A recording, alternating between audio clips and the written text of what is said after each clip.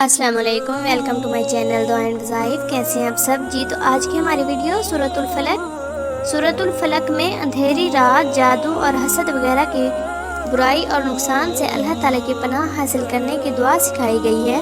ترجمہ: اے نبی صلی اللہ علیہ وسلم، آپ فرما دیجئے، میں صبح کے رب کی پناہ میں آتا ہوں ہر اس چیز کے شر سے جو اللہ تعالیٰ نے پیدا فرمائی، اور اندھیری رات کے شر سے جب وہ چھا جائے، اور گروہوں میں پھونکے مارنے والوں کے شر سے، اور حسد کرنے والے کے شر سے جب وہ حسد کرنے لگے۔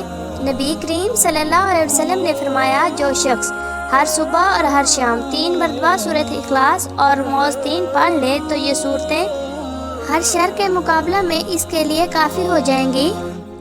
قرآن مجید کے آخر میں 2 صورتیں ہیں جنہیں معوذتین یعنی 2 پناہ دینے والی صورتیں کہا جاتا ہے۔ ان صورتوں کے ذریعے ہم اللہ تعالیٰ کی پناہ حاصل کرتے ہیں۔ حضرت محمد صلی اللہ علیہ وسلم نے یہ دونوں صورتیں ہر فرض نماز کے بعد اور سونے سے پہلے پڑھتے تھے۔